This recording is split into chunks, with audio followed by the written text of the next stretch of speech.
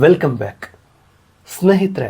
ನಾನಿವತ್ತು ನಿಮ್ಮ ಮುಂದೆ ಟಿ ಪ್ರಶ್ನೆ ಪತ್ರಿಕೆ 2022 ತರ್ತಾ ಇದ್ದೇನೆ. ಅದರಲ್ಲೂ ಕೂಡ ಸೋಷಿಯಲ್ ಸೈನ್ಸ್ಗೆ ಸಂಬಂಧಪಟ್ಟಂಥದ್ದು. ಸ್ನೇಹಿತರೆ, ನಿಮಗೆ ಗೊತ್ತಿರಲಿ, ಈ ಟಿ ತುಂಬ ಇಂಪಾರ್ಟೆಂಟ್. ಯಾಕಂದರೆ ನಮ್ಮ ಶಿಕ್ಷಣ ಸಚಿವರಾದಂತಹ ಮಧು ಬಂಗಾರಪ್ಪ ಏನಿದ್ದಾರೆ, ಅವರು ಹೇಳಿದ್ದಾರೆ 13,000 ಶಿಕ್ಷಕರನ್ನು ಶೀಘ್ರದಲ್ಲೇ ತೆಗೆದುಕೊಡ್ತೀವಿ ಅಂತ. ಅದರಲ್ಲೂ ಕೂಡ ನಿಮಗೆ ಗೊತ್ತಿರಲಿ, 5,000 ಶಿಕ್ಷಕರೇನಿದ್ದಾರೆ ಹೈದರಾಬಾದ್ ಕರ್ನಾಟಕ, ಅದಕ್ಕೆ ಆಲ್ರೆಡಿ ಎಲ್ಲ ಪ್ರಸ್ತಾವನೆಗಳು ರೆಡಿಯಾಗಿದೆ. ಕರಡು ಪ್ರತಿ ಕೂಡ ರೆಡಿಯಾಗಿದ್ದು ಇನ್ನೇನು ಕಾಲ್ಫಾರ್ಮ್ ಮಾಡ್ತಾರೆ. ಹೈದರಾಬಾದ್ ಕರ್ನಾಟಕದ ವಿದ್ಯಾರ್ಥಿಗಳಿಗೆ ಇದೊಂದು ಸುವರ್ಣ ಅವಕಾಶ.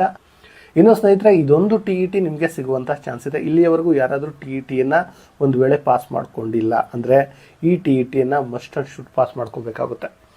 ಒಂದು ವೇಳೆ ಪಾಸ್ ಮಾಡಿಕೊಂಡು 90 ಅಥವಾ 95 ಇಷ್ಟರೊಳಗಡೆ ನೀವೇನಾದರೂ ಇದ್ದರೆ ಅದನ್ನು ಎಕ್ಸ್ಟೆಂಡ್ ಮಾಡ್ಕೋಬೇಕಾಗುತ್ತೆ. ಯಾಕಂದರೆ ಎಕ್ಸ್ಟೆಂಡ್ ಮಾಡ್ಕೊಂಡಷ್ಟು ನಿಮಗೆ ಅನುಕೂಲ. ಕೆಲವೊಂದು ವಿಚಾರಗಳು ಹರಿದಾಡಿದ್ದು ನಿಮಗೆ ಗೊತ್ತಿದೆ, ಟಿ ಮಾರ್ಕ್ಸನ್ನು ಕೌಂಟ್ ಮಾಡಲ್ಲ ಅಂತ. ಆದರೆ ಅದು ಅಫಿಷಿಯಲಿ ಎಲ್ಲೂ ಇನ್ನೂ ಆಗಿಲ್ಲ. ಆ ಕಾರಣದಿಂದ ನೀವು ಟಿಯಲ್ಲಿ ಹೆಚ್ಚು ಅಂಕಗಳನ್ನು ತೆಗಿಬೇಕು. ಅದರಿಂದ ಈ ಟಿ ಇಂಪಾರ್ಟೆಂಟ್. ಆ ಟಿಯನ್ನು ನೀವು ಸಕ್ಸಸ್ ಆಗಬೇಕು ಅಂದರೆ ಕೆಲವೊಂದು ಪ್ರಶ್ನೆ ಪತ್ರಿಕೆಗಳನ್ನು ಬಿಡಿಸಬೇಕಾಗುತ್ತೆ.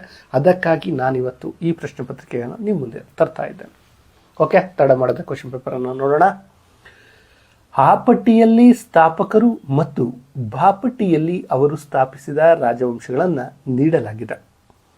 ಅವುಗಳಿಗೆ ಹೊಂದಿಸಿ ಸರಿಯಾದ ಉತ್ತರವನ್ನು ಗುರುತಿಸಿ ಅಂತಿದೆ. ಅಂದರೆ ಇಲ್ಲಿ ಆ ಪಟ್ಟಿಯಲ್ಲಿ 4 ರಾಜವಂಶಗಳು, ಬಿ ಪಟ್ಟಿಯಲ್ಲಿ 5 ರಾಜ ಅಂದರೆ ಸ್ಥಾಪಿಸಿದವರು ಯಾರು ಅಂತಿದೆ. ಅದನ್ನು ನೋಡ್ಕೊಂಡು ಬಂದುಬಿಡೋಣ.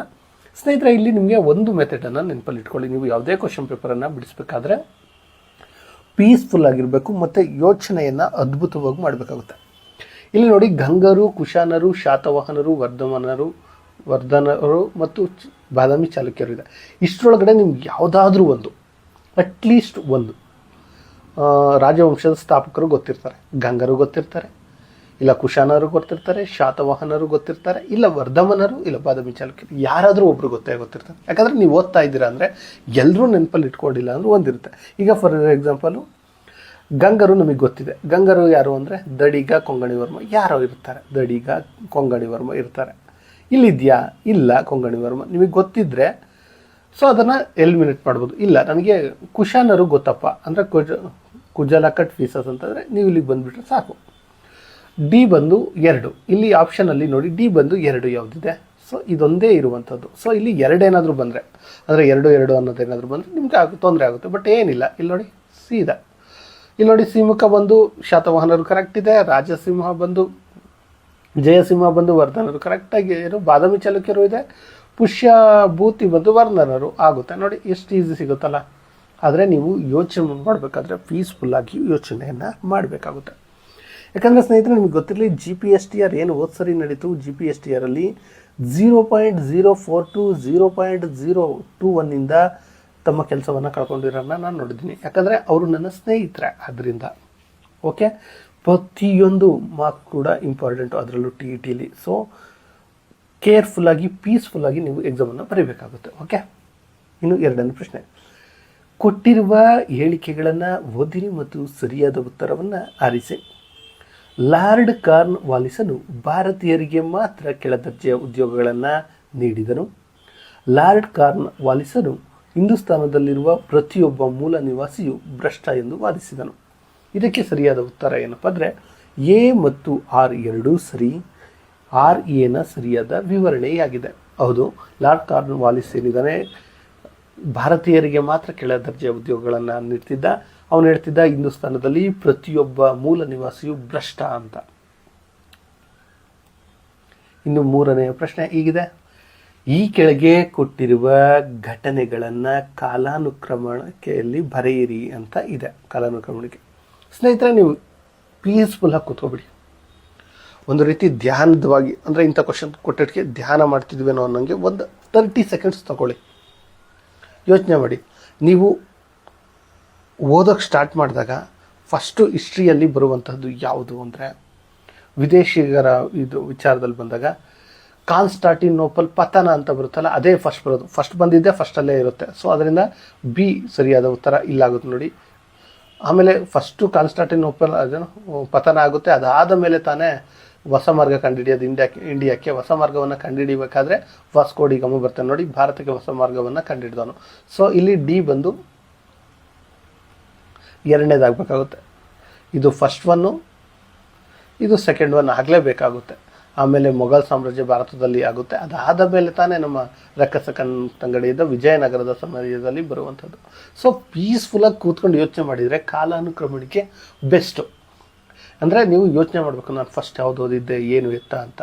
ಪೀಸ್ಫುಲ್ಲಾಗಿ 30 ಸೆಕೆಂಡ್ ಟೈಮ್ ಕೊಟ್ಟರೆ ಸಾಕು, ಇದಕ್ಕೆ ನೀವು ಸರಿಯಾದ ಉತ್ತರವನ್ನು ಮಾಡಬಹುದು.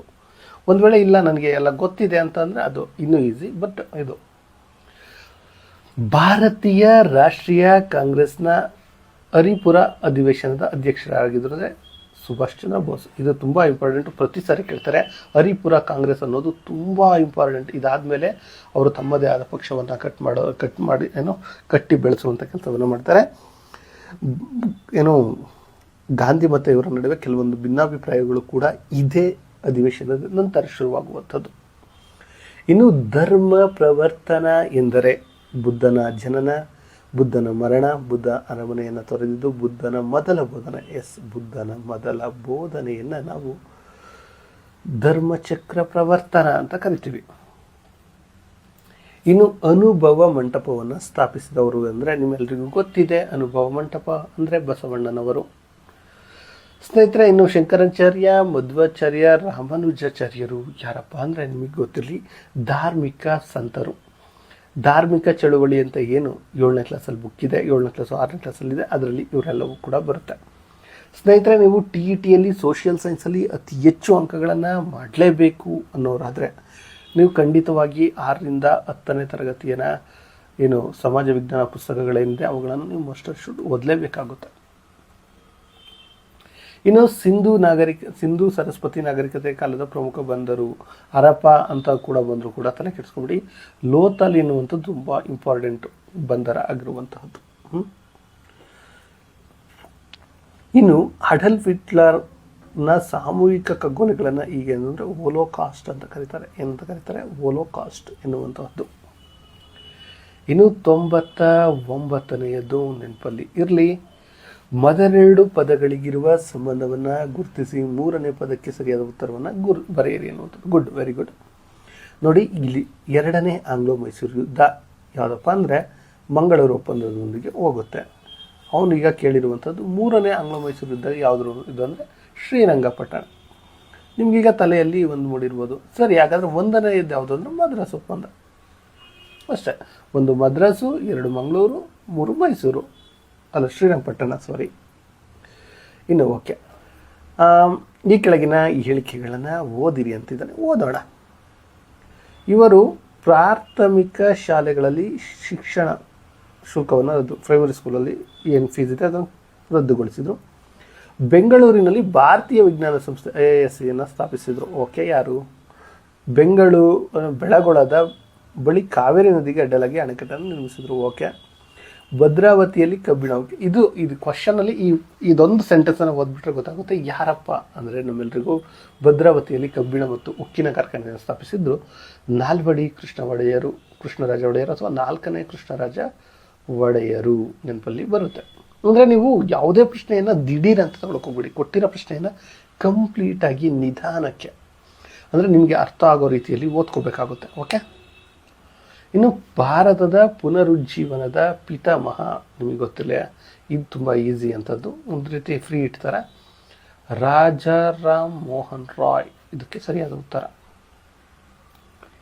ಇನ್ನು ಕ್ವಿಟ್ ಇಂಡಿಯಾ ಚಳವಳಿಯ ಸಂದರ್ಭದಲ್ಲಿ ಸಮಾಜವಾದಿಗಳು ತಮ್ಮ ಕಾರ್ಯವನ್ನು ಈ ಗುಂಪಿನ ಹೆಸರಿನಲ್ಲಿ ಜಾರಿಗೆ ತಂದರು. ಅಂದರೆ ದಿ ಫಾರ್ವರ್ಡ್ ಬ್ಲಾಕು, ಸಮಾಜವಾದಿ ಕಾಂಗ್ರೆಸ್ ಪಕ್ಷ, ರಾಷ್ಟ್ರೀಯ ಸೇನೆ ಎಲ್ಲವೂ ಇದೆ.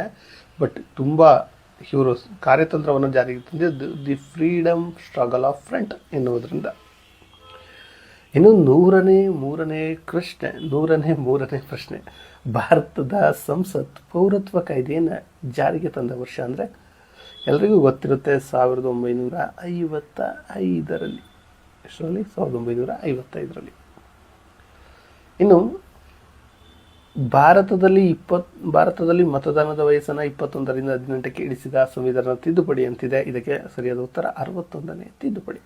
ನಿಮ್ಗೆ ಇಲ್ಲೊಂದು ಬೆಸ್ಟ್ ಮೆಥಡ್ ಏನಂದರೆ 21 ವಯಸ್ಸಲ್ಲಿ ಬರುತ್ತೆ, ಅಲ್ಲಿ ನೀವು 61ನೇ ತಿದ್ದುಪಡಿ ಅಂತ ನೆನಪಲ್ಲಿ ಇಟ್ಕೊಳ್ಳಿ. ಆಗ ಗೊತ್ತಾಗುತ್ತೆ 21 61, ಆಗ ನಿಮಗೆ ಕನ್ಫ್ಯೂಷನ್ ಆಗಲ್ಲ. ಹಾಗಂತ ಕುರುಡು ಮೆಥಡ್ಗಳನ್ನು ಫಾಲೋ ಮಾಡಬಾರ್ದು, ಬಟ್ ಕನ್ಫ್ಯೂಷನ್ ಆಗಬಾರ್ದು ಅನ್ನೋವಂಥ ಕಾರಣ ಕೇಳ್ತಿದ್ದೀನಿ. 21 ವರ್ಷ ವಯಸ್ಸನ್ನು 18ಕ್ಕೆ ಏರಿಸಿದ್ದು 61ನೇ ತಿದ್ದುಪಡಿ. ಕ್ಲಿಯರ್. ಅಧೀನ ನ್ಯಾಯಾಲಯಗಳು ತಮ್ಮ ಅಧಿಕಾರ ವ್ಯಾಪ್ತಿಯನ್ನು ಮೀರಿ ಮೊಕದ್ದಮೆಯನ್ನು ವಿಚಾರಣೆ ಮಾಡಕೂಡದು. ಸರ್ವೋಚ್ಚ ನ್ಯಾಯಾಲಯ ಹೊರಡಿಸುವ ಲಿಖಿತ ರೂಪದ ಆಜ್ಞೆ ಯಾವುದಂದರೆ ಪ್ರತಿಬಂಧಕಾಜ್ಞೆ ಎನ್ನುವಂಥದ್ದು ಇಲ್ಲಿ ಸರಿಯಾದ ಉತ್ತರ. ಅಂದರೆ ಈಗ ಹೈಕೋರ್ಟ್ ಏನಿರುತ್ತೆ, ಸೆಷನ್ಸ್ ಕೋರ್ಟ್ಗಳಿಗೆ ನೀವು ಇದನ್ನು ವಿಚಾರಣೆ ನಡೆಸಬೇಡಿ ಎನ್ನುವಂಥದ್ದು. ಇನ್ನು ರಾಷ್ಟ್ರೀಯ ತುರ್ತು ಪರಿಸ್ಥಿತಿಯನ್ನು ಜಾರಿಗೊಳಿಸಲು ರಾಷ್ಟ್ರಪತಿಯವರಿಗೆ ಅಧಿಕಾರ ನೀಡುವ ವಿಧಿ ಸಂವಿಧಾನದ್ದು ಅಂದರೆ ನಿಮ್ಗೆ ಗೊತ್ತಿ 352. ಇದು ರಾಷ್ಟ್ರೀಯ ತುರ್ತು ಪರಿಸ್ಥಿತಿ.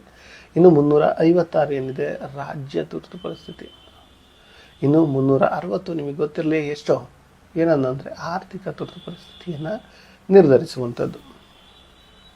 ಇನ್ನು ಮತ್ತೆ ಎ ಪಟ್ಟಿ ಬಿ ಪಟ್ಟಿ ಕೊಟ್ಟಿದ್ದಾರೆ. ನಿಮಗೆ ಗೊತ್ತಲ್ಲಿ ಉತ್ತರ ಕಮಾಂಡ್, ಇದನ್ನೊಂದ್ಸರಿ ಎಲ್ಲವನ್ನು ನೋಡ್ಕೊಬಿಡಿ. ಉತ್ತರ ಕಮಾಂಡ್ ಬಂದು ಉದ್ದಾಂಪುರ, ದಕ್ಷಿಣ ಕಮಾಂಡ್ ಬಂದು ಪುಣೆ, ಕೇಂದ್ರ ಕಮಾಂಡ್ ಬಂದು ಲಖನೌ ಹಾಗೂ ತರಬೇತಿ ಕಮಾಂಡ್ ಮಾವೋ. ಕ್ಲಿಯರ್. ಮುಂದಿನ ಪ್ರಶ್ನೆ ಹೀಗಿದೆ: ಶಸ್ತ್ರಾಸ್ತ್ರಗಳನ್ನು ಹೊಂದಿದ ಈ ಜಗತ್ತು ಕೇವಲ ಹಣವನ್ನು ಮಾತ್ರ ಪೋಲು ಮಾಡುವುದಿಲ್ಲ, ಬದಲಾಗಿ ಕಾರ್ಮಿಕರ ಬೆವರನ್ನು, ವಿಜ್ಞಾನಿಗಳ ಬುದ್ಧಿವಂತಿಕೆಯನ್ನು, ಮಕ್ಕಳ ಆಸೆಗಳನ್ನು ವ್ಯಯಗೊಳಿಸುತ್ತದೆ. ಈ ಹೇಳಿಕೆಯನ್ನು ನೀಡಿದವರು ಯಾರು ಅಂದರೆ ಐಸನ್ಹೋವರ್. ಇಲ್ಲಿ ಕೊಟ್ಟಿರುವಂತಹ 4 ಕೂಡ ತುಂಬ ಇಂಪಾರ್ಟೆಂಟು, ಆದರೆ ಇಲ್ಲಿರುವಂಥ ಪ್ರಶ್ನೆಗೆ ಇವರೇ ಉತ್ತರ, ಐಸನ್ಹೋವರ್. ಈ ಹೇಳಿಕೆಗಳನ್ನು ಗಮನಿಸಿ. ಅಮೆರಿಕ, ರಷ್ಯಾ, ಬ್ರಿಟನ್, ಫ್ರಾನ್ಸ್ ಹಾಗೂ ಚೀನಾ ಭದ್ರತಾ ಸಮಿತಿಯ ಶಾಶ್ವತ ಸದಸ್ಯ ರಾಷ್ಟ್ರಗಳಾಗಿವೆ. ರೈಟು. ಯುನೆಸ್ಕೋದ ಕೇಂದ್ರ ಕಚೇರಿ ಪ್ಯಾರಿಸ್ನಲ್ಲಿದೆ. ವಿಶ್ವ ವ್ಯಾಪಾರ ಸಂಘ ಜನವರಿ 1, 1995 ಸ್ಥಾಪನೆಯಾಯಿತು. ಓಕೆ. ವಿಶ್ವಸಂಸ್ಥೆಯ ವಾರ್ಷಿಕ ಆಯವ್ಯಯ ಪಟ್ಟಿಗೆ ಸಾಮಾನ್ಯ ಸಭೆಯ ಅನುಮೋದನೆ ಅವಶ್ಯಕವಾಗಿರುತ್ತೆ. ರೈಟ್. ಸೊ ಸರಿಯಾದ ಉತ್ತರ 4 ಸರಿ. ಇನ್ನು ರಾಷ್ಟ್ರಪತಿಯವರು ರಾಜ್ಯಸಭೆಗೆ ನಾಮಕರಣ ಮಾಡುವ ಸದಸ್ಯರ ಸಂಖ್ಯೆ ಎಷ್ಟು ಅಂದರೆ ಗೊತ್ತಿರಲಿ, 12. ನಮ್ಮಲ್ಲಿ ಯಾರು ಆಯ್ಕೆ ಆಗಿದ್ದಾರೆ ಅಂತ ಗೊತ್ತಲ್ಲ, ತುಂಬ ಜನ ಆಯ್ಕೆಯಾಗಿದ್ದಾರೆ. ಈಗ ಸದ್ಯಕ್ಕೆ ವೀರೇಂದ್ರ ಹೆಗ್ಗಡೆಯವರು ಕೂಡ ಆಗಿರೋದು ನಿಮಗೆ ಗೊತ್ತಿದೆ. ಅದು ದೊಡ್ಡ ಗಲಾಟೆ ಕೂಡ ಆಗಿರುವಂಥದ್ದು. ಅಂದರೆ ಅವ್ರದ್ದು ವೈಯಕ್ತಿಕ, ಬಟ್ ಅವರು ರಾಜ್ಯಸಭೆಗೆ ಆಯ್ಕೆ ಆಗಿರೋದು ನಿಮಗೆ ಗೊತ್ತಿರಲಿ ಅಷ್ಟೆ. ಇನ್ನು ಹಿಮ ನದಿಯಿಂದ ನಿರ್ಮಾಣವಾಗುವ ಸ್ವರೂಪ ಯಾವುದು? ಭೂಸ್ವರೂಪ ಅಂದರೆ ಇವು ಆಕಾರದ ಕಣಿವೆಗಳು. ಇನ್ನು ವಾಯುಮಂಡಲದ ಅತ್ಯಂತ ಮೇಲಿನ ಪದರ ಯಾವುದು ಅಂದರೆ ಬಾಹ್ಯಮಂಡಲ. ಕೆಳಪದರ ಯಾವುದು ಅಂದರೆ ಪರಿವರ್ತನಾ ಮಂಡಲ. ಇವೆಲ್ಲ ಗೊತ್ತಿರಬೇಕು. ಉಷ್ಣ ಸಾಗರದ ಪ್ರವಾಹಕ್ಕೆ ಉದಾಹರಣೆ ಯಾವುದು? ಉಷ್ಣ ಸಾಗರದ ಪ್ರವಾಹಕ್ಕೆ ಉದಾಹರಣೆ ಗಲ್ಫ್ ಸ್ಟ್ರೀಮ್ ಸರಿಯಾದ ಉತ್ತರ ಆಗುತ್ತೆ.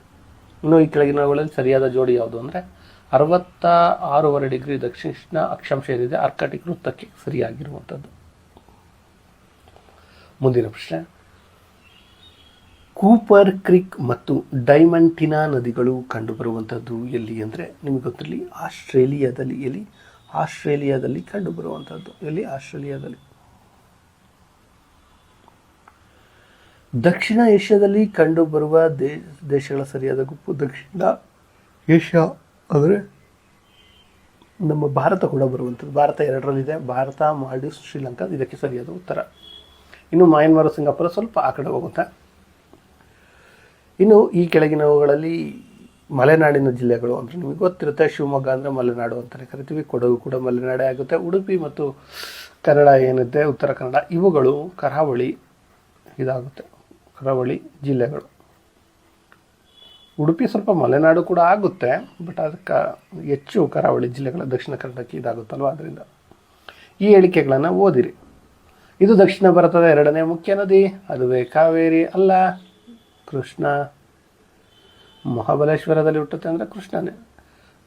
ಭೀಮಾ, ಘಟಪ್ರಭು ಮತ್ತು ಮಲಪ್ರಭು ನದಿಗಳು ಅಂದರೆ ಕೃಷ್ಣಾ ನದಿ. ನಿಮಗೆ ಗೊತ್ತಿರಲಿ, ಕರ್ನಾಟಕದಲ್ಲಿ ಅತಿ ಉದ್ದದ ನದಿ, ಉದ್ದ ಅಂದರೆ ಹೆಚ್ಚು ಹರಿಯುವಂಥದ್ದು ಕೂಡ ಇದೆ ಕೃಷ್ಣಾ ನದಿ. ಕಾವೇರಿ ಅಂತ ಎಡವಟ್ಟಾಗಬೇಡಿ, ಕಾವೇರಿ ನಮ್ಮ ಜೀವ ನದಿಯಾಗಿರುವಂಥದ್ದು. ಇನ್ನು ಕರ್ನಾಟಕದ ಅತ್ಯಂತ ಆಳವಾದ ಚಿನ್ನದ ಗಣಿ ಯಾವುದು ಅಂದರೆ ಚಾಂಪಿಯನ್ ರೀಫ್, ಗೊತ್ತಿರಲಿ. ಇನ್ನು ಇಲ್ಲಿ ಮೈಸೂರು ಗಣಿ ಕೂಡ ಇದೆ ಅನ್ನುವಂಥದ್ದು ನಿಮ್ಗೆ ನೆನಪಿರಲಿ. ಗಿರ್ ರಾಷ್ಟ್ರೀಯ ಉದ್ಯಾನವನ ಕಂಡುಬರುವುದು ಎಲ್ಲಿ ಅಂದರೆ ಗುಜರಾತ್ನಲ್ಲಿ. ಎಲ್ಲಿ ಕಂಡುಬರುವಂಥದ್ದು ಗುಜರಾತ್ನಲ್ಲಿ, ನಿಮಗೆ ಗೊತ್ತಿರುವಂಥದ್ದು.